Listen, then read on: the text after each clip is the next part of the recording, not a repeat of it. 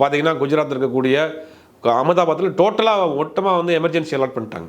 ஒரு பக்கம் வந்து லோக்கல் போலீஸ், ஒரு பக்கம் வந்து மிலிட்ரி போலீஸஸ் வந்து அவங்க வந்திருக்கிறாங்க, ஒரு பக்கம் ஏர்ஃபோர்ஸு ஆஃபீஸர்ஸ் எல்லாமே டோட்டலாக வந்து பண்ணியிருக்காங்க. கிட்டத்தட்ட 264 பேரையும் நீங்கள் இன்ஜுரியாக இருக்கிறவங்களை ரெக்கவரி பண்ணி கொண்டு போய் ஹாஸ்பிட்டலில் சேர்க்கணும்னா ஹாஸ்பிட்டல் இருக்காது, பெட் இருக்காது.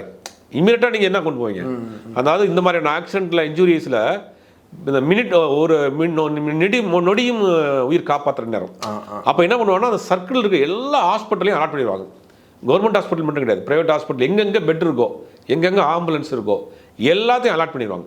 ஓகே, அலாட் பண்ணிட்டு யார் ரொம்ப இன்ஜுரி ஆகிடுச்சுன்னா பக்கத்தில் எங்கேயாவது ஒரு ஹாஸ்பிட்டல் இருக்கா, ட்ராவல் பண்ணுறப்ப கூட தாங்க முடியாது. அதனால் இம்மீடியட்டாக அந்த வேலையை பண்ணுறாங்க. ஒட்டுமொத்தமாக அந்த ஏர்போர்ட்டை க்ளோஸ் பண்ணிட்டாங்க. இப்போ ஹைதராபாத் குஜராத்தில் இருக்கக்கூடிய அந்த ஏர்போர்ட்டை வந்து க்ளோஸ் பண்ணிவிட்டு சென்னையிலேருந்து போன ஒரு ஃப்ளைட்டு கிட்டத்தட்ட 182 பேரோட சென்னையிலேருந்து அகமதாபாத் போன ஃப்ளைட்டை வந்து லேண்ட் ஆக முடியாமல் திருப்பி ரிட்டர்ன் வந்துச்சு. அகமதாபாத் போயிட்டு திருப்பி ரிட்டர்ன் வந்துச்சு. ஒட்டுமொத்தமாக அந்த ஏர்போர்ட்டை க்ளோஸ் பண்ணிட்டாங்க. அரைவலும் சரி, டிபார்ச்சரும் சரி, எல்லாத்தையும் க்ளோஸ் பண்ணிவிட்டு இப்போ வந்து ஒரு அலர்ட்டில் இருக்குது அந்த ஏர்போர்ட்டு. இப்போ இன்வெஸ்டிகேஷன் போய்கிட்டு இருக்குது. இப்போ தான் வந்து அந்த பிளாக் பாக்ஸ் கருப்பு பெட்டி வந்தால் தான்